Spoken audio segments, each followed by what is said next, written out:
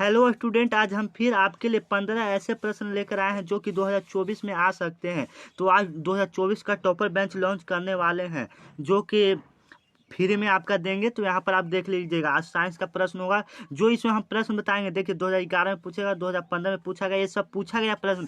पिछले बार की मैंने कुछ प्रश्नों का रिवीजन करके यहाँ पर दिए हैं, तो आप देख सकते हैं। यहाँ पर देखिएगा, सबसे पहले की जो स्क्रीन पर है उसका आप जवाब दीजिए कि सोडियम कौन सा है। यहाँ पर आप जवाब दीजिएगा कि सोडियम क्या है। आपको यहाँ पर ध्यान से देखना है, इसको हम थोड़ा ऊपर कर लेते हैं, ठीक है। बताना है आपको सोडियम क्या है, सोडियम क्या है, आपको ये जवाब देना है कि सोडियम क्या है।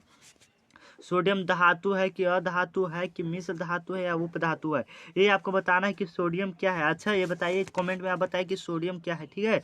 बताइए कि सोडियम क्या है। तो सोडियम क्या है, और धातु है, क्या है, धातु सिर्फ है। सोडियम क्या है, धातु है। आपको याद रखना है माइंड के साथ। चलते हैं आगे, चलते हैं वीडियो में, तब तक आप बने रहिए। ऐसे ही हम वीडियो लाते रहते हैं, तो चैनल को सब्सक्राइब कर लीजिए क्योंकि बहुत ही महत्वपूर्ण है। तो आप चैनल को सब्सक्राइब कर लीजिए। यहाँ पर देखिए इसको थोड़ा जूम कर लेते हैं, आपको साफ दिखे स्क्रीन पर, ठीक है। दिख रहा है, आशा करते हैं कि दिख रहा होगा, ठीक है। यहाँ पर देख लीजिएगा, कह रहा है कि विभवांतर मापने, रुक जाइएगा, ये हिल कैसे रहा है, यहाँ पर लगा देते हैं। विभवांतर मापने वाले यंत्र को कहा जाता है। पूछे कि विभवांतर मापने वाले यंत्र को क्या कहा जाता है। यहाँ पर ऑप्शन के साथ आपको बताना कि विभवांतर मापने वाले यंत्र को क्या कहते हैं।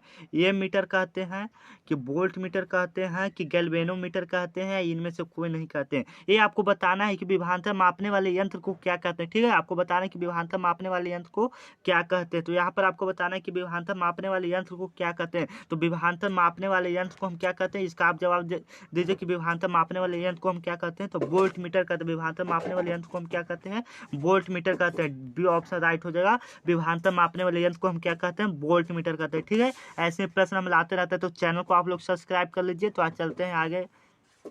यहाँ पर देख लीजिएगा, बोल रहा है कि ए मीटर को विद्युत परिपथ में कैसे जोड़ा जाता है। ए मीटर को विद्युत परिपथ में कैसे जोड़ा जाता है। पूछा कि ए मीटर को विद्युत परिपथ में कैसे जोड़ा जाता है, ठीक है। आपको बताना है कि श्रेणी क्रम में जोड़ा जाता है कि 500 क्रम में जोड़ा जाता है कि ये भी दोनों में जोड़ा जाता है या इनमें से कोई नहीं। ये आपको बताना है कि ए मीटर को विद्युत परिपथ में कैसे जोड़ा जाता है। तो ए मीटर को विद्युत परिपथ में कैसे जोड़ा जाता है, ये आपको बताना है कि ए मीटर को विद्युत परिपथ में कैसे जोड़ा जाता है। तो श्रेणी क्रम में जोड़ा जाता है। ए मीटर को विद्युत परिपथ में कैसे जोड़ा जाता है, तो श्रेणी क्रम में जोड़ा जाता है। आप इसे याद रखिएगा, ठीक है। ए मीटर को विद्युत परिपथ में कैसे जोड़ा जाता है, श्रेणी क्रम में जोड़ा जाता है, ये आपको याद रखना। आगे चलते हैं, ऐसे प्रश्न हम लाते रहते हैं आपके लिए, तो चैनल को सब्सक्राइब कर लीजिए। अगला क्वेश्चन कह रहा है, बहुत ही इंपॉर्टेंट क्वेश्चन है, इसको थोड़ा जूम कर लेते हैं। बहुत ही इंपॉर्टेंट क्वेश्चन, आप इस क्वेश्चन को माइंड कॉन्सेप्ट के साथ याद करिएगा, ठीक है।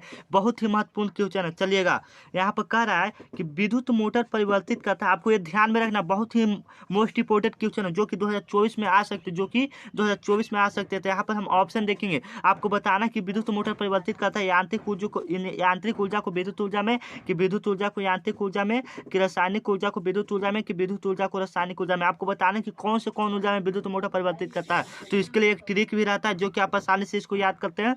यहाँ पर देख लेंगे, विद्युत ऊर्जा को किस ऊर्जा में, यांत्रिक ऊर्जा में परिवर्तित करता है। विद्युत ऊर्जा को किस ऊर्जा में, यांत्रिक ऊर्जा में। विद्युत ऊर्जा को यांत्रिक ऊर्जा में, इसलिए 20 का राइट ऑप्शन होगा। आपको माइंड कॉन्सेप्ट के साथ याद करना, विद्युत मोटर विद्युत ऊर्जा किसको परिवर्तित करेगा, यांत्रिक ऊर्जा में परिवर्तित करेगा, ठीक है। शायद यहाँ तक हम आशा करते हैं कि आप याद कर लिए होंगे। चलिए आगे चलते हैं, यहाँ पर देख लीजिएगा, इसको भी थोड़ा जूम कर लेते हैं, आपको साफ दिखे स्क्रीन पर। चलिए आगे यहाँ पर देख लेते हैं।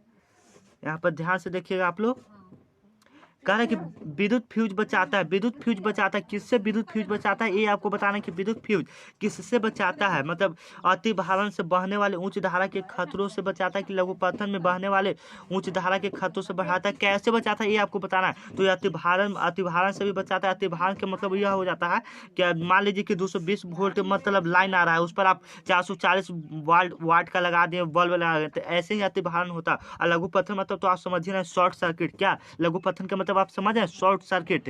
तो आपको याद रखना है कि लघु पतन का मतलब क्या, शॉर्ट सर्किट होता है। चलिए आगे चलते हैं, जो कि बहुत ही महत्वपूर्ण प्रश्न हम यहाँ पर आपको बताएंगे, जो कि 2024 के एग्जाम में आ सकते हैं। तो यहाँ पर इसको हटा लेते हैं थोड़ा, 1 मिनट। ये बहुत ही महत्वपूर्ण प्रश्न, तो आप इसे एकदम ध्यान से देखिएगा, ठीक है। यहाँ पर देख लीजिएगा, बोल रहा है कि विद्युत धारा, एकदम बहुत ही महत्वपूर्ण प्रश्न, तो आप इसको देखिएगा।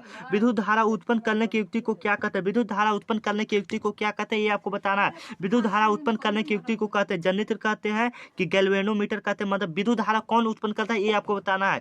जनरेटर करता है कि गैल्वेनोमीटर करता है कि एमीटर करता है कि मोटर करता है, ये आपको बताना है। तो विद्युत धारा कौन उत्पन्न करता है, तो जनरेटर करता है। कौन उत्पन्न करता है? जनरेटर करता है, ठीक है। विद्युत धारा उत्पन्न करने की युक्ति को हम जनरेटर कहते हैं, मतलब जनरेटर कहते हैं, ठीक है। माइंड कॉन्सेप्ट के साथ इसको याद करिएगा, ठीक है। आगे चलते हैं, इसको देख लीजिएगा ध्यान से थोड़ा।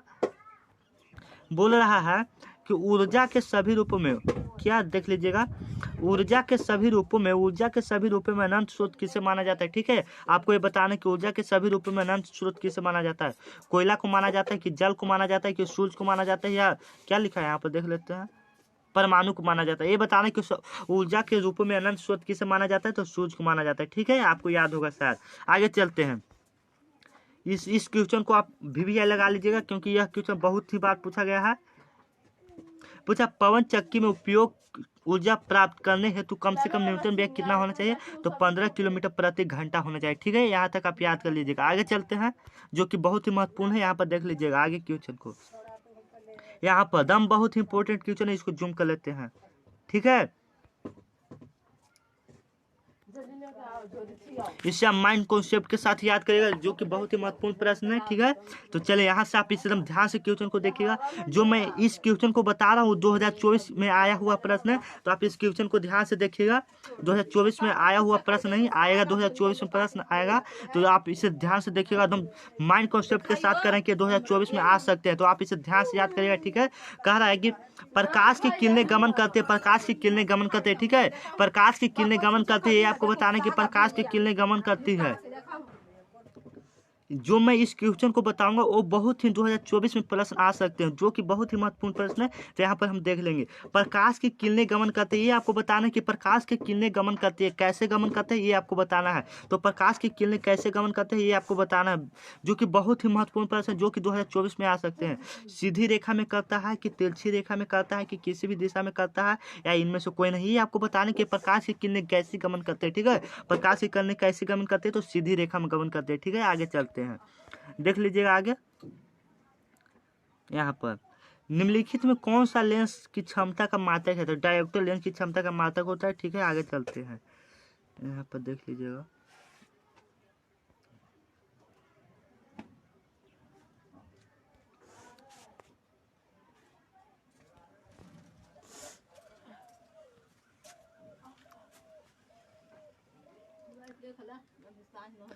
मैं जो इस क्वेश्चन को बताऊंगा, जो एक क्वेश्चन है वो बहुत ही महत्वपूर्ण प्रश्न है, ठीक है।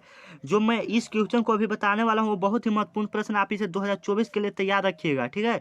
तो पूछा कि बैटरी में किस प्रकार की धारा प्रवाहित होती है, ठीक है। बैटरी में किस प्रकार की धारा प्रवाहित होती है, प्रत्यावर्ती धारा प्रवाहित होती है कि डिस्क धारा प्रवाहित होती है कि ये भी दोनों होती है, या इनमें से कोई नहीं, ये आपको बताना है कि बैटरी में किस प्रकार की धारा प्रवाहित होती है, ठीक है। तो बैटरी में कौन सी धारा प्रवाहित होती है, तो डिस्क धारा प्रवाहित होती है। कौन सी धारा? डिस्क धारा, ठीक है। आपको ये याद रखना है, बैटरी में किस प्रकार की धारा प्रवाहित होती है, डिस्क धारा।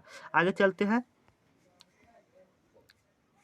रहने दीजिए ये तो बहुत ही, चलिए तो वीडियो को यहीं समाप्त करते हैं, मिलेंगे अगले वीडियो में, तब तक के लिए जय हिंद, जय दोस्तों।